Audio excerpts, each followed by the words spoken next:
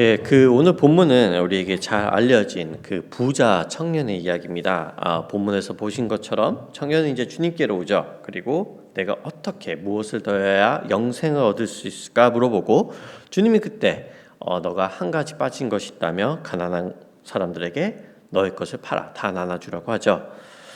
분명히 이것은 부자 청년에게 쉽지 않은 제안이었습니다. 그래서 그는 그 얘기를 듣자마자 깊이 슬퍼하며, 그러니까 영어 성경에 보면 very sad, 그러니까 굉장히 낙심하면서 돌아가게 되고, 이제 그 낙심하며 돌아가는 그를 보면서 주님은 저것 보아라, 이처럼 낙타가 바늘기로 들어가는 게 부자가 하나님의 나라에 들어가는 것보다 쉽다라는 그런 말씀을 하시죠. 여러분들은 이 이야기를 들으시면 어떤 생각이 드십니까? 아니, 이렇게 생각해 보시면 어떨까요? 만약 이 이야기가 사실이라면, 그러니까 주님이 지금 하신 말씀이 100% 진심이어서 정말 부자는 천국에 못 간다 하시면 우리들은 어떻게 반응을 할까요? 우리는 상대적으로 부자가 아니니까 이거는 나에 관한 얘기가 아니지, 내가 어디 부자야 하면서 피해 갈까요? 아니면 이거는 그냥 주님이 은유로 쓰신 거지 하면서 진짜 설마 재산을 다 팔아야 하라고 하시는 건 아닐 거야. 나도 나 나름대로 헌신을 해서 헌금도 하고 이웃들에게 나눠주고도 하는데 이것 봐, 내가 물질에 그렇게 메인 사람은 아니잖아 하면서 슬쩍 넘어갈까요? 제가 생각했을 때, 아니 적어도 저는 이 질문에 대해서 이런 식으로 늘 피해갔던 것 같습니다. 나는 부자가 아니라고요. 누가 봐도 나는 부자가 아니랍니다. 그리고 나는 이웃을 위해서 이렇게 내 돈을 내어주기도 하고 헌금도 하고 하니까 이런 식으로 말이에요. 하지만 오늘 이 말씀을 위해 본문을 다시 한번 보니 이것이 어떤 부의 특정량에 대해서 말하고 있는 것 같지는 않습니다. 그러니까 주님이 야, $1,000,000부터는 부자야, 그러니까 걔네들한테만 속한 얘기니까 너희들은 잘 들어라 라고 하시는 것 같지는 않아요. 실제 미국에서는, 그래서 저 좀 큐리어스해서 한번 찾아봤어요. 부자라고 하면 뭐가 부자일까? 그러니까 보니까 미국은 그 서베이를 보니까, 슈왑에서 한 서베이를 보니까 2.2 million net worth가 있으면 부자라고 하더라고요. 그래서 궁금해서 한국 것도 찾아봤어요. 한국 위키피디아에는 29억 원부터 부자라고 하더라고요. 그러니까 비슷하죠. 그렇지만 이제 이게 어떻게 보느냐에 따라 다릅니다. 어떤 웹사이트를 가면 제가 대충 4인 가족에 한 15만 불 번다고 하니까 그게 전 세계 인구의 95% 부자에 들어간다고 해요. 그러니까 나보다 가난한 사람이 95%고 내가 상위 5%인 거죠. 뭐 뉴욕에서 살면은 생활비가 어쩌고저쩌고 한다고 해도 그 정도 벌면은 전 세계에 5% 들어가는 부자입니다. 그러니까 부자의 기준이 좀 다른 거예요. 그러니까 어찌되었던 주님은 지금 2 밀리언부터는 들어봐라라고 하면서 그렇게 말씀하신 건 아닙니다. 다르게 표현한다면, 조금 더 적나라하게 표현한다면, 오늘 이 본문은 우리가 나는 부자가 아니니까 라고 하면서 피해갈 수 있는 것이 아니라는 것이에요. 실제로 주님은 사역하시는 동안 이 물질의 위험성에 대해서 굉장히 많이 언급하셨습니다. 아니, 따지고 보면 주님이 가장 많이 워닝을 하고 자신의 라이벌이라고까지 표현했던 건 돈밖에 없습니다. 그러니까 성적 문란함에 대해서 한 번 경고하실 때마다 주님은 10번에 대해서, 재물에 대해서 경고하셨습니다. 그만큼 돈이 위험하기 때문이겠죠. 자, 그렇다면 아까 처음 질문으로 돌아가, 천국에 가고 싶으면 전 재산을 팔라는 주님의 요구를 이제 우리가 생각해 본다면 우리는 이 요구를 감당할 수 있을까요? 어려운 질문이죠. 이 질문을 그냥 주님이 hypothetically 얘기하는 게 아니라 진심으로 우리에게 와서 물어보신다면 말이에요. 그래서 오늘은요, 이 본문을 조금 더 자세히 살피면서 정말 주님께서 우리에게 하시고 싶었던 말씀이 무엇인지, 또 우리가 생각해 봐야 될 것은 무엇인지 한번 본문을 보면서 고민하는 시간을 갖도록 하겠습니다. 그래서 한번 눌러주시면요, 예, 본문에 나오던 이제 아까 말씀드린 것처럼 이제 청년이 와서 무엇을 더해야지 영생을 얻을 수 있냐는 질문으로 이제 본문은 시작이 되죠. 근데 저는 여기서 흥미로웠던 것이 왜 이 청년이 애초부터 이 질문을 주님께 하고 있을까였어요. 왜냐하면 여기 주님이 말씀하신 대로 이 청년은요, 이미 부자고요, 모든 율법을 다 지킬 만큼 훌륭하고 심지어 이 영생에 대해서 진지하게 물어볼 정도, 무릎을 꿇고 물어볼 정도로 삶에 대한 태도가 굉장히 진지했습니다. 그러니까 오늘날로 표현하면은 모든 것을 다 갖춘 엄마 친구 아들인 거예요. 아마도 추측컨대 잘생기기도 했다고 저는 생각이 들어요. 왜 그런지 모르겠지만. 그렇다면 청년은 왜 지금 주님께 와서 무엇을 더 해야 영생을 얻는지를 묻고 있을까요? 자기는 이미 모든 기준에서 다 이루었단 말이에요. 어떤 면에서는 자기가 이미 모든 것을 이루었기에 자기가 영생을 얻은 것을 또 한 번 증명받기 위해서, 확증받기 위해서 온 걸 수도 있겠죠. 그러니까 한 번 더 듣고 싶은 거예요. 물어보면 예수님이 야야야 네가 더 할 게 뭐가 있냐? 너가 천국에 못 가면 누가 가? 너는 가는 거야. 이 말을 듣기 위해서요. 하지만 또 어떤 면에서는 그는 진심으로 어딘가가 부족하다라는 느낌을 받았는지도 모릅니다. 그런 거 있잖아요. 우리가 어떤 사람을 보았을 때 그 사람 정말 완벽해요. 뭐 외모도 완벽하고 물질적으로도 좋고 성격도 좋고 와, 딱 저 사람이면 perfect person이라고 했는데 알고 보니까 그 사람도 깊은 내면에는 남들한테 쉐어하지 못하는 깊은 내면의 문제가 있었던 것이죠. 그러니까 실제로 우리가 그렇게 우러러보는 뭐 스타들이나 세상에서 유명한 CEO들을 만난다면 그들에게 우리가 그대의 인생은 완벽하냐 물어본다면 내 인생이 완벽하다고 말할 수 있는 사람이 몇이나 될까요? 그죠? 물론 우리는 이 청년이 지금 어느 상태에서 이 질문을 주님께 던졌는지는 모릅니다. 자신을 과시하려고 했던 건지 아니면 정말 부족함을 느껴 진실로 물어봤는지를요. 제가 생각했을 때는 무릎을 꿇고 또 성경에서 다른 부분에서는 성경이 그렇게 기록을 하거든요. 그 사람이 시험코자 했다고. 근데 그런 내용이 없었을 때는 적어도 제 해석에서는 이 사람은 좀 진심이었던 것 같습니다. 어쩌면 오묘하게 반반일 수도 있겠죠. 과시도 하고 싶고 증명받고 싶지만 실제로 증명받고 싶은 그 자세 자체가 어쩌면 불안해서 오기 때문이라는 거죠. 그렇죠? 자, 어찌되었건 그가 어떻게 왔던 주님은 그의 이런 대답에 이렇게 말씀하십니다. 또 한번 불러주시면 어떻게 생각하세요? 주님이 이렇게 말씀하시죠. 너에게는 한 가지 부족한 것이 있다. 가서 내가 가진 것을 다 팔아서 가난한 사람들에게 주어라.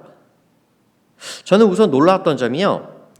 주님이 이 바로 전 부분을 보면 이 친구가 자기가 율법을 다 지켰다고 하거든요. 어렸을 때부터 주님이 그 점을 인정하셨다는 점이었어요. 그러니까 자기가 이 모든 것을 다 지켰다고 이 청년이 자신 있게 말하는데 주님께서 그 친구한테 지금 이렇게 얘기하시지 않아요. 말도 안 돼. 너가 정말 다 지켰다고? 그러니까 우리가 그런 거 있잖아요. 나는 결백해. 너 어렸을 때 거짓말 친 적 한 번도 없어? 막 이런 거. 그러니까 주님이 그렇게 얘기를 안 하세요. 그죠? 거짓말쟁이라고 이 친구한테 안 하십니다. 그러니까 그의 정말 올바른 삶을 인정하고 계세요. 그러니까 그 친구는 정말 올바르게 살았던 것 같습니다. 심지어 더 놀라운 것은 우리가 알듯 이 많은 부를 축적하는 일은 여간 쉬운 일이 아닙니다. 그래서 많은 사람들은, 사회학자들은 한 사람이 엄청난 부를 모으기 위해서 다른 사람들을 희생시키는 것은 불가피한 일이라고 말을 해요. 그러니까 어떤 얘기인지 이해가 되시죠? 그러니까 특별히 우리가 사는 이 자본주의 사회가 그런 거죠.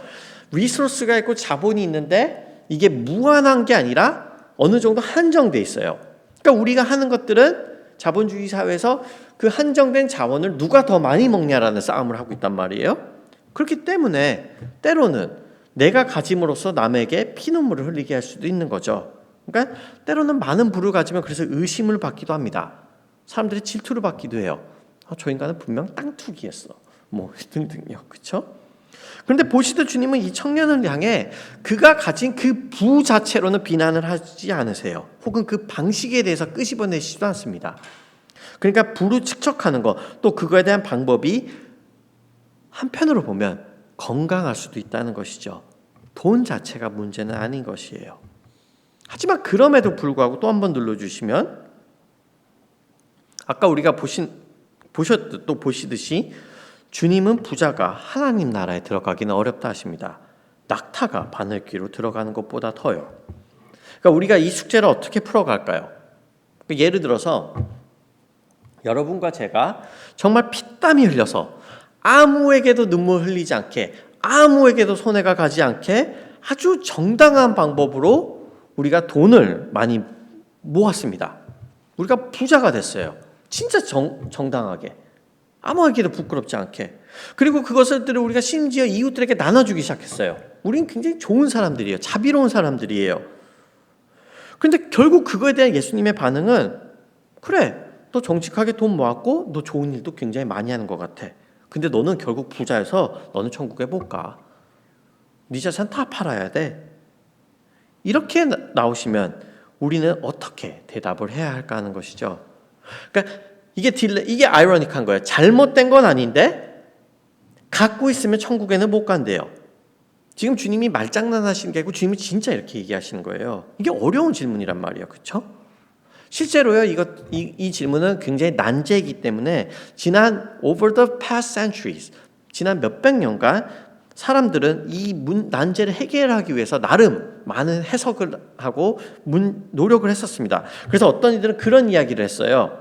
이게 진짜 바늘기가 아니라 예수님 당시에 예루살렘의 그 성벽에는 아주 작은 틈이 있었는데 거기에 낙타가 들어가기가 어려웠대요. 근데 낙타가 주로 이렇게 짐들을 메고 가잖아요. 그 짐을 조금 내려놓고 사람들이 낙타를 뒤에서 엉덩이를 푸시하면은 낙타가 그 틈을 들어갈 수 있다는 거예요. 그러니까 결국 이 사람들이 말하고 싶은, 주님이 말씀하고 싶었던 건 그래, 맞아, 낙타가 들어가긴 어렵지만 조금만 노력하면, 조금만 욕심을 줄여서 짐을 내려놓으면, 그리고 누군가가 푸시해서 들어가면 들어갈 수 있다는 거예요. 그러니까 예수님이 그냥 겁만 주신 거라는 거죠. 어떠세요? 좀 설득력이 있나요? 하지만 팀 켈러 목사님은 이 점에 동의하지 않습니다. 오히려 그분은요, 그리고 이제 저도 이제 동의하는 것은 주님은 지금 이것을 어떤 하나의 은유로 말씀하시는 거죠. 그러니까 예를 들어서 우리가 그런 표현을 쓰잖아요. 우리가 절대 안 된다 할 때 내 눈에 흙이 들어가도 안 된다고요. 그러니까 부자가 천국에 가는 것은 진짜 눈에 흙이 들어가도 안 된다는 것이 포인트예요. 그러니까 at the end of the day 진짜 안 되는 게 포인트예요. 눈에 흙이 들어가도 안 될 만큼 진짜 안 된다라는 거예요. 그렇게 이게 진짜 딜레마인 것이죠. 그러니까 예수님이 저는 차라리 그런 생각을 했어요. 차라리 부자가 되는 게 예수님이 죄야. If you become rich, it's a sin. 이렇게 단순하게 표현해 주셨으면 이거는 이렇게 고민할 문제도 없어요. 아, 부자 되면 안 되는 거예요. 그렇죠? 실제로 요즘은 안 그래도요. 제가 생각했을 때 옛날 드라마만 보시잖아요. 그러면 요즘은 조금 달라졌어요. 옛날 드라마를 보면 주로 부자들은 못돼 처먹었습니다. 그죠? 부자들은 탐심 받고 욕심 받고 재벌 2세 만날 사람들 막 다루고 넌 잘렸어 막 이러고 막 그죠? 막 누가 뭐 이렇게 며느리감 데리고 오면 돈 봉투 줘서 막 보내고 막 부자들은 다 못됐어요. 그렇지만 가난한 사람들은 주로 다 착했죠. 다 슬퍼하면서 울면서 서로 양보하면서. 근데 요즘 드라마는 또 그런 거 하진 않아요. 그죠? 그러니까 우리에게는 어느 정도 그런 이미지가 있어요. 부자는 욕심 많고 못됐지만 가난한 사람은 정직하고 착하다고요. 하지만 주님은 지금 그런 말씀을 하시는 건 아닌 것 같습니다. 그렇게 단순 논리로 부자는 나쁜 놈들, 가난한 사람은 착한 사람, 이런 이야기를 하신 게 아닙니다.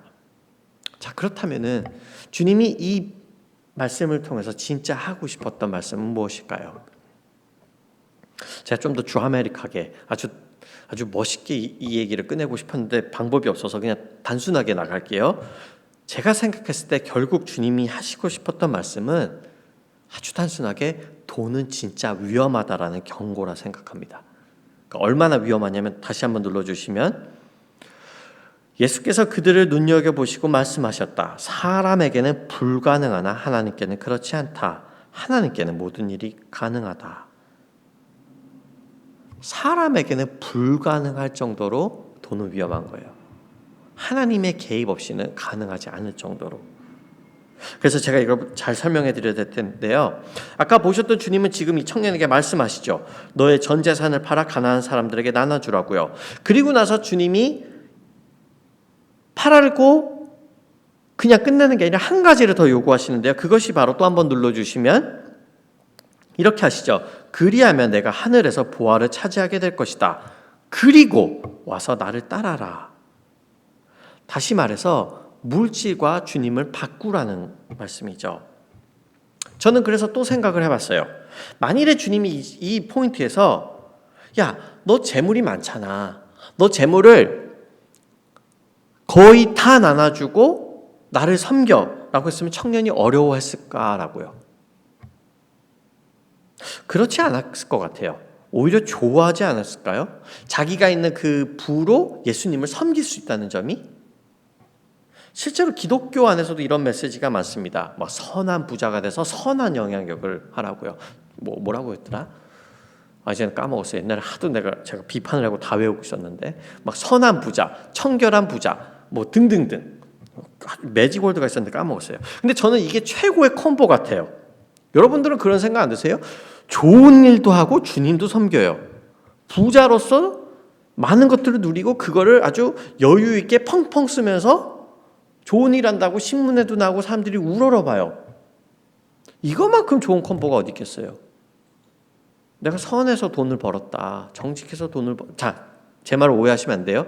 그런 분들을 제가 다 나쁘다고 하는 건 아닙니다. 근데 우리가 모두가 이렇게 되기를 원하는 욕망이 우리 안에 있다는 거예요. 인클루딩 저도요.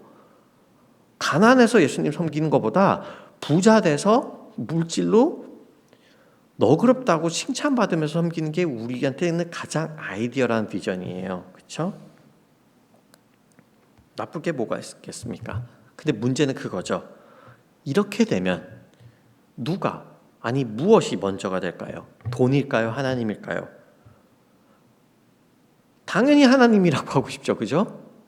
우리께 온 게 다 하나님께로 왔으니까 나는 이거 실제로 없어도 되는데 그냥 하나님을 위해서 다 쓴다고 그렇게 하나님을 섬기고 싶다고 우리는 얘기하고 싶어요. 그런데 그때 주님이 청년에게 물으시는 거 우리에게 묻는 겁니다. Really? 근데 이제 보니까 너 물질은 다 필요 없을 것 같아. 너 그렇게 멋있게 안 섬겨도 될 것 같아. 그냥 다 버려라. 그리고 나를 따르라고요. 달리 말하면 돈이 없는 지금 너의 모습이 상상이 되냐고 물으시는 거예요. Imagine you yourself without money, without the resources that you have. 청년은 그게 상상이 안 됐던 것입니다. 돈이 있어 모든 율법을 지키고 이웃을 섬기면서 그 안에서 하나님을 섬기는 건 자기가 상상이 되는데 돈이 없는 건 상상이 안 됐던 거예요. 그러니까 슬퍼하면서 돌아갔던 것이죠. 여러분과 저는 어떤가요? 주님이 여기 오셔서 우리에게 똑같이 묻는 것이에요. 너가 나를 위해서 여기 예배드리러 왔구나. 너에게 구원에 대한 열정이 있구나. 그러면 지금 오늘 가서 집 팔고 차 팔고 다 팔고 통장 다 비우고 새로 시작하자 나랑. 그러면 돼. 그게 구원의 길이야. 이러면 우리는 기뻐할까요?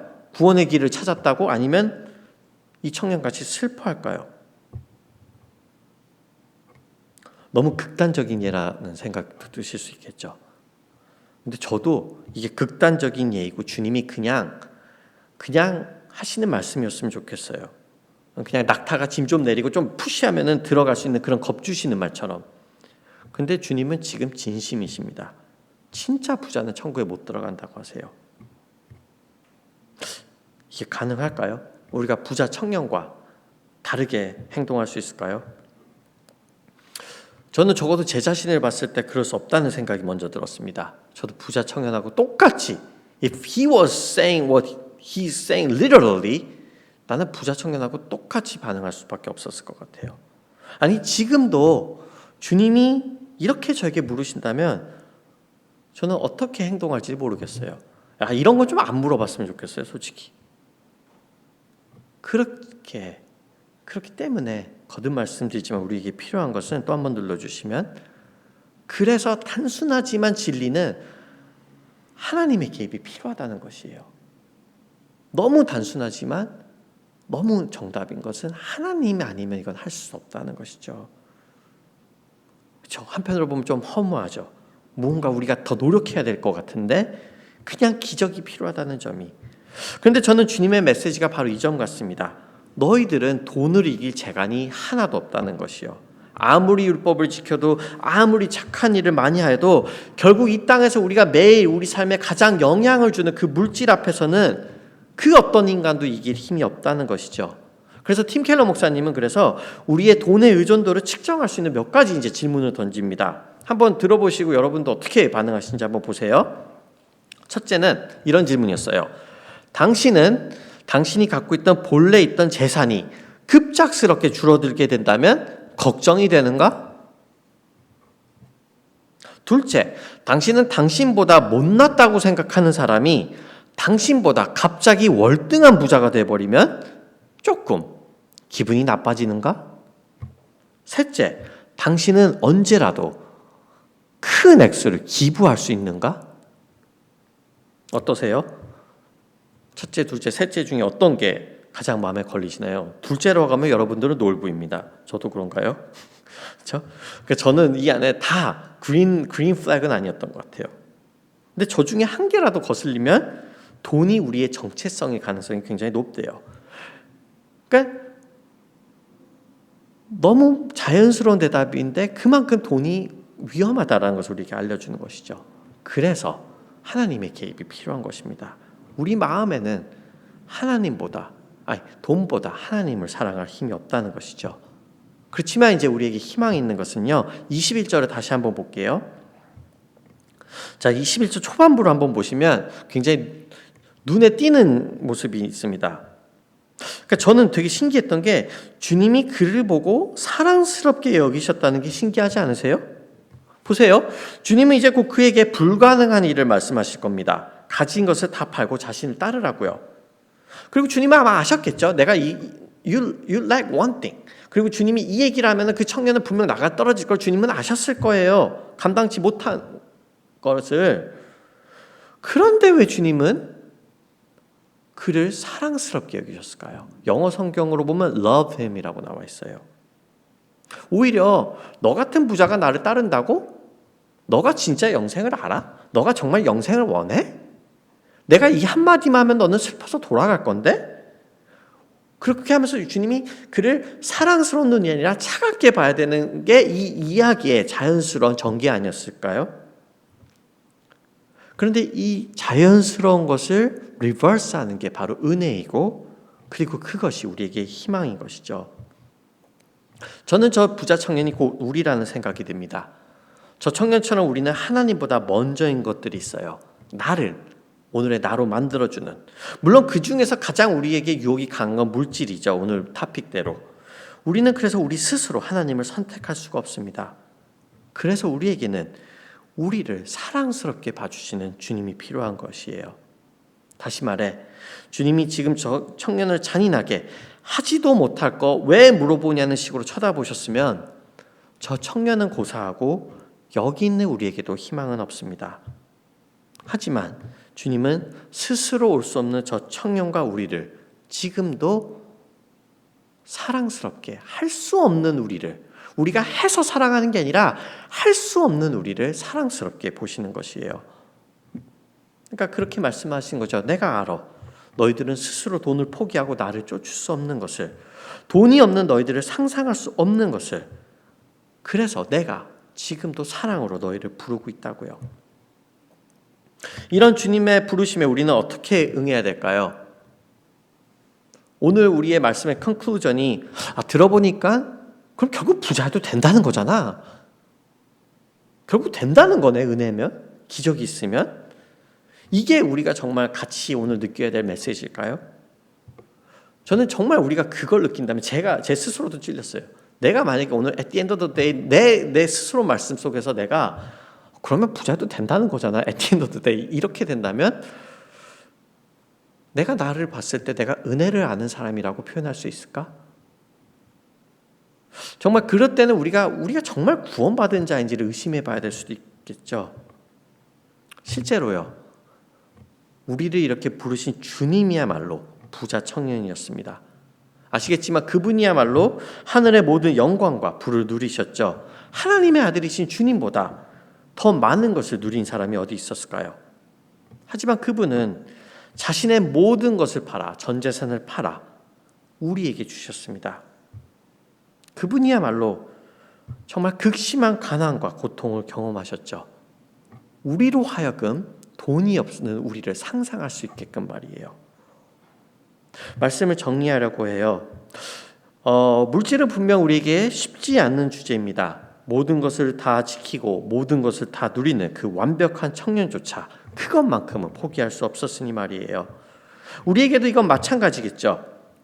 우리가 지금 누리고 있는 이런 우리의 리소스들, 우리의 부들을 한순간에 잃어버린 저희의 모습이 상상이 될까요?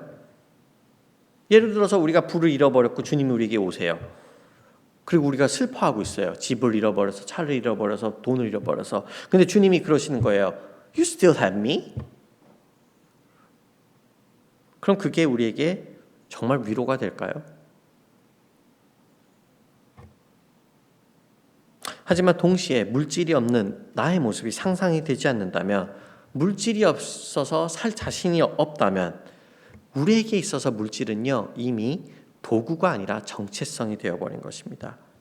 이때 주님의 경고는 확실합니다. 그때 우리는 하나님의 나라에 들어가지 못할 것이라고요. 저는 주님의 이 경고를 가슴속 깊이 새길 수 있는 우리가 되었으면 좋겠습니다. 에이 설마 이런 게 아니라 우리는 스스로 할 수 없으니까, 그렇다면 아직도 이런 우리를 사랑스럽게 봐주시는 주님 앞에 그런 은혜에 다시 한번 우리를 내어드릴 수 있는 우리가 되었으면 좋겠습니다. 그때 우리는 기적을 경험하겠죠. 물질에 끌려다는 게 아니라 내가 물질에 대한 나의 태도가 이렇게도 바뀔 수 있겠구나. 물질이 없는 나도 힘들지만 상상을 해볼 수 있겠구나. 왜냐하면 그분께서 그 길을 우리에게 먼저 보여주셨기 때문이죠. 그렇게 주님을 먼저 섬길 수 있는 우리가 되기를 주님의 이름으로 축원합니다. 우리 괜찮으시면 다 같이 일어나셔서 찬양하며 기도할까요? 우리 시간 어쩌면 좀 불편한 주제이죠. 한번 우리가 갖고 있는 물질에 대해서 한번 생각하면서 기도했으면 좋겠습니다.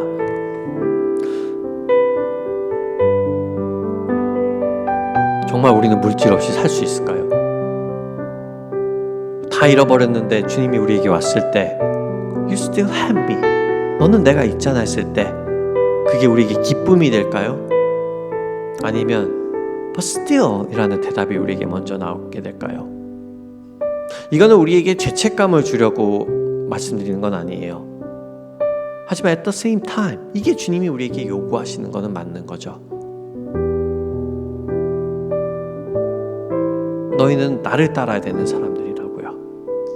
그래서 그분은 우리에게 먼저 자신의 모든 것을 내어주셨습니다.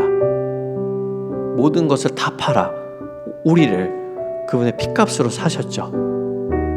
그래서 우리에게 이 기적이 가능한 것이라는 생각이 들어요. 아무도 할 수 없어요.